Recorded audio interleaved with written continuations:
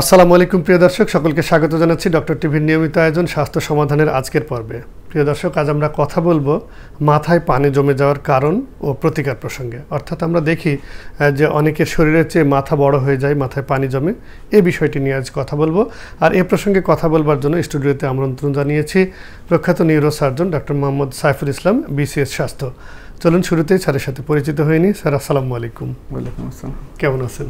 জি আলহামদুলিল্লাহ। কেমন আছেন? আলহামদুলিল্লাহ, আমরা খুব ভালো আছি। স্যার, শুনছিলেন যে আজ আমরা কথা বলবো মাথায় পানি জমে যাওয়া বিষয়টি, এটার কারণ প্রতিকার এবং এ প্রসঙ্গে আজকে আলোচনা করব। তো শুরুতে যদি বলতেন স্যার যে আসলে মাথায় পানি জমে যে রোগটা হয়, মাথা ফুলে যাওয়া, এটা কি ধরনের রোগ? আসলে মাথায় যে পানি জমে যাওয়া যে রোগটা আমরা বললাম, বা এটাকে অনেকে বাচ্চাদের বড় মাথা রোগ বলে আর কি। তো আপনি যেটা বলেছেন আসলে ওটা সুন্দর করেই বলেছেন যে আসলে অনেক সময় দেখা যায়, আমরা দেখি যে কিছু বাচ্চার শরীরের চেয়েও মাথার সাইজটা অনেক বড়, এবং আমাদের দেখা যায় বাচ্চার মায়েরা আমাদের কাছে নিয়ে আসে, ওইটা বুঝতে পেরেই নিয়ে আসে যে বাচ্চার শরীরের চেয়ে মাথার সাইজটা অনেক বড়, তুলনামূলকভাবে অনেক বড়। তো এটাকে আমরা আমাদের ভাষায়, আমাদের মেডিকেলের ভাষায় হাইড্রোকাপালাস বা হাইড্রোসেফালাস বলি। তো এটা আসলে কি হয়, এটা হলো আমাদের মাথায় এইখানে সৃষ্টিকর্তা একটা অন্যরকম পানি দিয়েছেন, সেটাকে আমরা সেরেব্রো স্পাইনাল ফ্লুইড বলি। এই সিএসএফ বা এই যে পানিটা, এটা বডির সবচেয়ে পবিত্র পানি, একদম ক্রিস্টাল ক্লিয়ার। তো এটা প্রতিদিন একটা নির্দিষ্ট পরিমাণ তৈরি হয়, আবার নির্দিষ্ট পরিমাণ মাথার মধ্যে অ্যাবজর্ব হয়ে যায়। এটা সারাদিন সাইকেলের মতো চলতে থাকে, একদম নির্দিষ্ট চক্রাকারে চলতে থাকে। তো যদি আমাদের এই যে সাইকেলটা নির্দিষ্ট রাস্তা ধরে চলতে থাকে, এটা কি প্রত্যেকের এটা হচ্ছে? একদম সবার, আমাদের সবার প্রতিদিন একটা নির্দিষ্ট পরিমাণ প্রোডাকশন হচ্ছে, সেটা অ্যাবজর্ব হচ্ছে, এই সাইকেলটা চলছে আমাদের সবার মাথায়। তো অনেক সময় এই বাচ্চাদের ক্ষেত্রে যেটা দেখা যায়, আমরা এই বাচ্চাদের ক্ষেত্রে যাদেরকে যে মাথা বড় বা বড় মাথা বললাম, এদের ক্ষেত্রে দেখা যায় এই যে রাস্তাটা, যে রাস্তা দিয়ে এই পানিটা যাওয়ার কথা, যে রাস্তা দিয়ে পানিটা অ্যাবজর্ব হওয়ার কথা, এই রাস্তার কোনো একটা জায়গায় একটা বাধা বা অবস্ট্রাকশন থাকে। তাতে করে এই পানিটা যে স্বাভাবিক রাস্তাটা, সেটা যাইতে পারে না, বাধাপ্রাপ্ত হয়। এই বাধাপ্রাপ্ত হওয়ার কারণে তখন এই মাথায় যে পানিটা আছে সেটা জমা হয়ে যায়। এই যে এক্সট্রা পানিটা জমা হচ্ছে বা এক্সেসিভ পানিটা জমা হচ্ছে, তখন তার মাথাটা আলটিমেটলি বড় হয়ে যায়, এবং এটাকে আমরা সেরেব্রো, এই যে আমরা এই জন্য এটাকে আমরা হাইড্রোকাপালাস বা হাইড্রোসেফালাস বলি। তো এটা বাচ্চাদেরই মূলত আমরা দেখি, বাট এটা বড়দেরও হতে পারে। আর এই যে যেটা বললাম, একটা হলো বাধাপ্রাপ্ত হওয়া, এটা একটা ধরন। আবার অনেক সময় দেখা যায় কারো হয়তো ইনফেকশন হয়েছে মাথায়, আমরা বলি যে ব্রেইন ইনফেকশন হয়েছে, এরকম ইনফেকশন অথবা টিউমার, এই জাতীয় কারণেও আমাদের এই হাইড্রোকাপালাস বা হাইড্রোসেফালাস হতে পারে। এইটার উপর ভিত্তি করে আবার আমরা এটাকে বিভিন্ন ভাগেও ভাগ করি। কি কি ধরনের হতে পারে স্যার? যেমন এই যে রাস্তা বন্ধ হয়ে যে পানি জমছে, এটাকে আমরা বলি এটা অবস্ট্রাকটিভ বা নন কমিউনিকেটিং, এটা কোনো যোগাযোগ নাই। আরেকটা হতে পারে যে আমরা যখন ইনফেকশন হয়, তখন দেখা যায় এই যে অ্যাবজর্ব হওয়ার যে ক্ষমতাটা, আমার যে সিএসএফটা বা পানিটা যে অ্যাবজর্ব হবে বা সেটাকে যে শোষণ করবে, এই ক্ষমতা যখন কমে যায় তখন হতে পারে। তো ওই জাতীয় ক্ষেত্রে এটাকে আমরা বলি যে তখন ওইটাকে আমরা বলি যে কমিউনিকেটিং হাইড্রোকাপালাস, যে যোগাযোগ ঠিকই আছে কিন্তু ঠিকমতো এটা অ্যাবজর্ব হতে পারছে না, ঠিকমতো শোষণ হতে পারছে না। তো এটা ধরুন হঠাৎ করে তো আর এটা হয় না স্যার, এটা নিঃসন্দেহে আস্তে আস্তে এটা বড় হয়। তো একজন অভিভাবক বা গার্জিয়ান তারা কিভাবে বুঝবে যে তার বাচ্চার এরকম লক্ষণগুলি হচ্ছে বা ধরা? আচ্ছা, এই রোগের একটা বিশেষ ব্যাপার হলো, এটা একদম বাচ্চা পেটে থাকা অবস্থায়, মায়ের গর্ভে থাকা অবস্থা থেকে শুরু করে একদম বয়স্ক রোগীদের পর্যন্ত হতে পারে। এবং এমনকি আমরা অনেক সময় মায়েরা যখন গর্ভবতী হয়, অনেক সময় ওনারা যখন আলট্রাসোনোগ্রাম করে, অ্যানোমালি স্ক্যান করে, তখনও কিন্তু অনেক সময় বাচ্চার এটা বোঝা যায় যে বাচ্চার মাথায় পানি জমছে বা বাচ্চার মাথাটা বড়। অর্থাৎ বাচ্চার জন্মের পর সাথে সাথেও এটা নিয়েই জন্ম হতে পারে, আবার পরবর্তীতেও ধীরে ধীরেও এটা প্রকাশ হতে পারে। তবে সাধারণত যেহেতু জন্মের আগের বিষয়টা নিয়ে আমরা খুব বেশি, আমাদের দেশে বা সব মিলে আমাদের খুব বেশি উপায় নেই, জন্মের পরেই আমরা সাধারণত বাচ্চার মায়েদের প্রথম কমপ্লেইনই থাকে যে বাচ্চার মাথাটা তুলনামূলক অন্যদের চেয়ে বড়। পরবর্তীতে আমাদের কাছে যখন আসে, আমরা দেখি যে হ্যাঁ, বাচ্চার মাথাটা যখন আমরা মাপি, 4-5টা যে অংশটা সার্কামফারেন্স যখন মাপি, সেটা দেখি যে অন্যান্য বাচ্চাদের তুলনায় যথেষ্ট বড়। এছাড়া দেখা যায় বাচ্চাদের, আমরা খেয়াল করবেন যে ছোট বাচ্চার এই যে মাথার এই অংশে একটা জায়গা থাকে যেটা মনে হচ্ছে যে গ্যাপ থাকে, হ্যাঁ, এই তালুর অংশটা গ্যাপ থাকে। এই বাচ্চাদের এই গ্যাপটা, এই ফন্টানেল যেটা আছে, এটা গ্যাপটা অনেক বেশি ফুলে থাকে। এই যে পানির চাপের কারণে এটা অনেক বেশি ফুলে থাকে, অনেক টাইট হয়ে থাকে। আমরা বেলুনে অনেক বেশি পানি ভরার পর যে অবস্থা হয়ে থাকে, ওরকম টেন্সড হয়ে থাকে, এগুলো আমরা দেখি। এছাড়া দেখা যায় এই বাচ্চাদের অনেক সময় দেখা যায় চোখের যে ব্যাপারটা, এদের চোখের দিকে তাকাইলে বোঝা যায় যে এদের চোখটা মনে হয় যে এরা সবসময় নিচের দিকে তাকায় থাকে, এরকম একটা সানসেট, এরকম একটা অ্যাপিয়ারেন্স আমরা পাই। এগুলো দেখে আমরা বুঝি। এছাড়া বাচ্চাদের বমি হওয়ার সাথে বমি হয়, বা যদি বাচ্চাদের ইনফেকশনের বিষয় থাকে তাহলে জ্বর হয়, ওগুলো তো থাকেই। তাহলে কি স্যার এই যে বললেন দৃষ্টিশক্তি নিচে চলে যায়, এর জন্য কি তার আলাদা করে মাথা ব্যথা বা দৃষ্টিশক্তি কোনো ক্ষতির কারণ? মাথা ব্যথা বা দৃষ্টিশক্তি আসলে এরা তো বাচ্চা ম্যাক্সিমাম, এরা তো ওই জিনিসটা বলতে পারে না। তো এই জন্য আমরা মাথা ব্যথা বা এই যে দৃষ্টির ঝাপসা হয়ে যাওয়া এগুলো এই বাচ্চাগুলো বলতে পারে না। বড়দের ক্ষেত্রে আমরা সাধারণত বড়দের ক্ষেত্রে তো মাথা বড় হওয়ার সুযোগ নাই, কারণ ততদিনে আমার মাথার যে ডেভেলপমেন্টটা হওয়ার কথা ওটা হয়ে গেছে। সেই জন্য দেখা যায় বড়দের ক্ষেত্রে তখন আমরা এটা বড়দের ক্ষেত্রে কমনলি আমরা এটা পাই। বড়দের ক্ষেত্রে যদি মাথায় এরকম পানি জমে বা যদি মাথার পানি বেড়ে যায় তখন তাদের কমন কমপ্লেন থাকে মাথা ব্যথা। তারা বলবে যে তার মাথা ব্যথা থাকে এবং সকালের দিকে তার মাথা ব্যথাটা অনেক বেশি হবে, মর্নিং হেডেকটা বেশি হয়। তারপর উনি বলবেন যে ওনার সবসময় বমি বমি লাগে বা বমি হয়, এবং চোখে উনি বলবেন যে ঝাপসা দেখে অথবা দুইটা দেখে, এগুলো ওনারা বলে থাকেন। তাহলে স্যার এই ধরনের রোগ নির্ণয়ের জন্য কি ধরনের পরীক্ষা নিরীক্ষা আপনারা করে আইডেন্টিফাই করেন? এখন এই ধরনের রোগ নির্ণয়ের জন্য আমাদের দেশে সব রকমের পরীক্ষা অ্যাভেলেবেল। আমরা সাধারণত সিটি স্ক্যান বা এমআরআই করি, তবে বাচ্চাদের ক্ষেত্রে বা প্রথম দিকে আমরা সাধারণত সিটি স্ক্যান করেই ডায়াগনোসিসটা করে ফেলি। এতে করে আমরা মাথায় পানি কতটুকু জমেছে বা কোন দিকে জমেছে সেটাও বুঝতে পারি, কারণটাও বুঝতে পারি। অনেক সময় আনুষঙ্গিক অন্যান্য পরীক্ষা আমাদের করতে হতে পারে। আমরা কি রোগটিকে আমরা এই জাতীয় রোগকে কি কোন স্টেজে রাখতে পারি? এটা কি খুব জটিল কঠিন কোনো রোগ, নাকি আমাদের যারা এরকম ভুগছেন তারা আতঙ্কিত হবেন কিনা, নাকি চিকিৎসা সহজলভ্য আছে? এখন আসলে প্রথম কথা যেটা, যে আসলে আমাদের মস্তিষ্ক বা ব্রেইনের যে রোগগুলো আছে এগুলোকে কোনোটাকেই আমরা আসলে মাইনর হিসেব করতে পারি না, কারণ আসলে যেহেতু এটা ব্রেইনের ব্যাপার। আর আমাদের তো উপরওয়ালা আসলে এখানে একটা নির্দিষ্ট ফরম্যাটে সব কিছু দিয়েছেন, কতটুক ব্রেইন থাকবে, কতটুক পানি থাকবে, কতটুক রক্ত থাকবে, সবই কিন্তু নির্দিষ্ট করে উনি আমাদেরকে পাঠিয়েছেন। তো যখন পানি বেড়ে যাচ্ছে স্বাভাবিকভাবে তখন ব্রেইনের যে জায়গাটা সেই জায়গাটা সংকুচিত হয়ে যাচ্ছে। এজন্য এটা আসলে এই জায়গা থেকে ভয়ের, আর যেহেতু এটা আমাদের ব্রেইনের উপর চাপ দিচ্ছে, ব্রেইন একটা পর্যায়ে এটা সহ্য করতে যদি না পারে তখন আসলে এটা তার মৃত্যুর কারণও হতে পারে। স্যার এই জাতীয় রোগ নির্ণয়ের ক্ষেত্রে আপনি বলছিলেন যে অনেকগুলো পদ্ধতি আছে, তো সেই পদ্ধতিগুলো যদি একটু আমাদের। রোগ নির্ণয়ের প্রথম পদ্ধতি হলো আমাদের আসলে রোগী দেখা। রোগী যখন আমাদের কাছে আসে তার মাথার সাইজ, তার অন্যান্য যে সিমটমগুলো, এটা দেখে আমরা মোটামুটি বুঝতে পারি, কনফার্ম হতে পারি।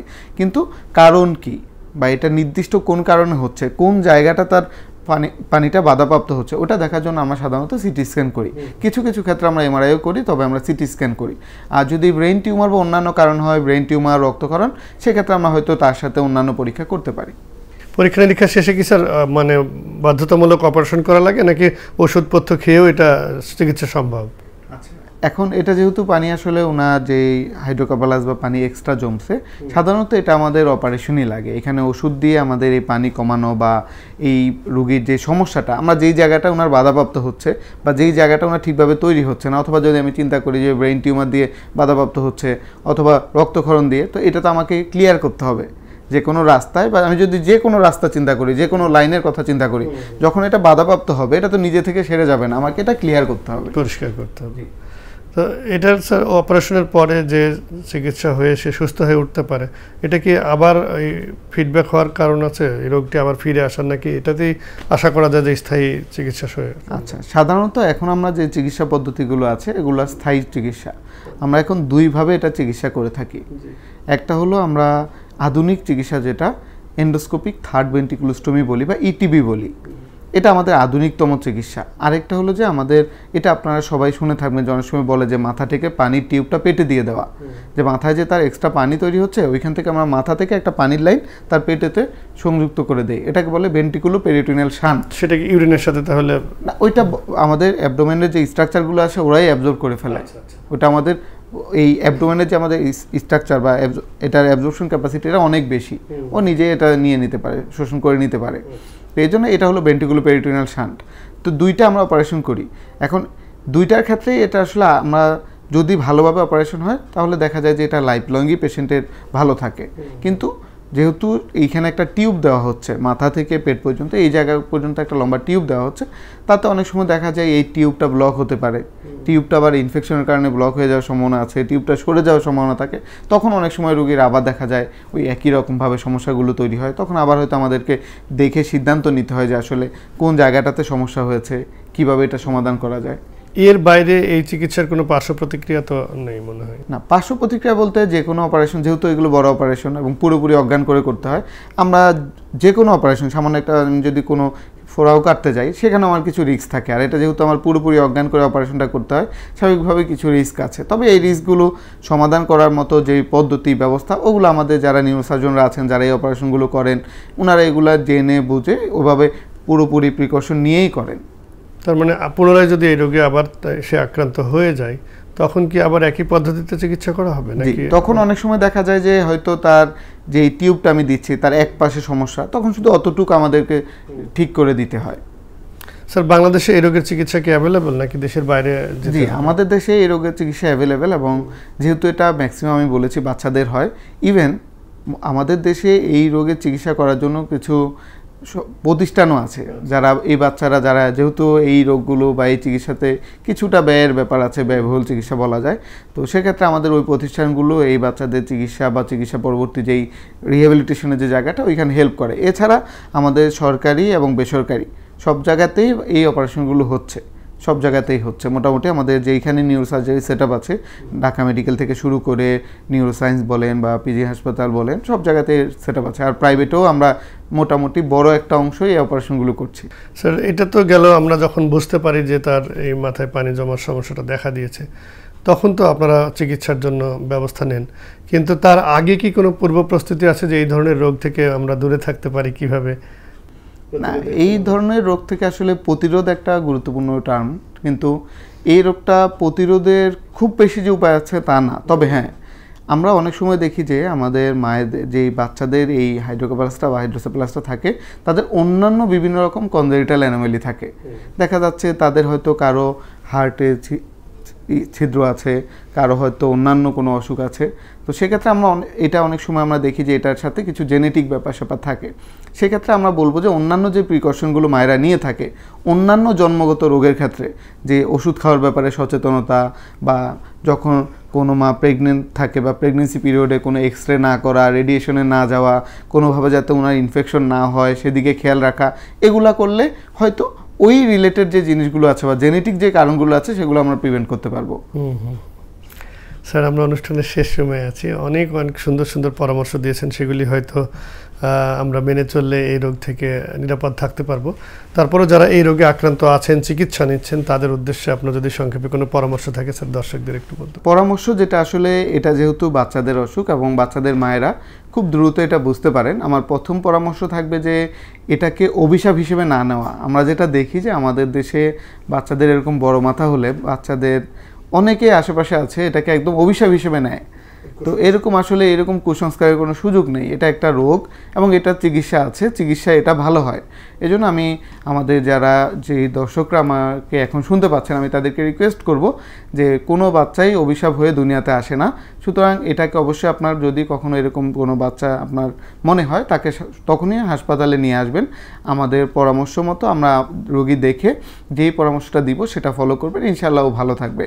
আর আরেকটা জিনিস হলো যে এই চিকিৎসাটা একটা লং টার্ম চিকিৎসা, এই জন্য অপারেশনের পরবর্তী যে ফলো আপগুলো আছে এগুলো একটু রেগুলার আপনাদের করতে হবে। আমরা অনেক সময় দেখি যে অনেকে হাসপাতালে আসেন, এসে চিকিৎসাও নেন, রোগী ভালোও হয়, কিন্তু এরপর আর দেখা যাচ্ছে আমরা বলি যে 1 বছরে একবার করে একটু দেখা যাবেন, কারণ ওর টিউবটা ঠিক আছে কিনা, ও ভালো আছে কিনা, এগুলো আমাদের দেখতে হবে।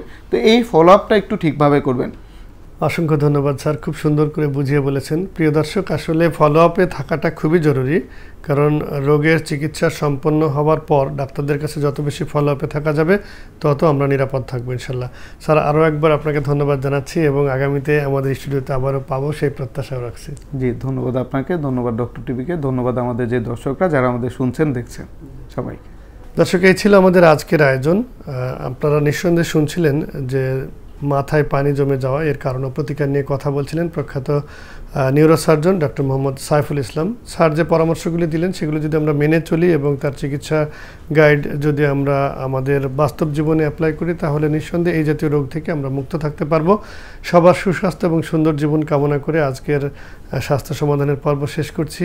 ভালো থাকুন, সুস্থ থাকুন, নিরাপদে থাকুন। আল্লাহ হাফেজ।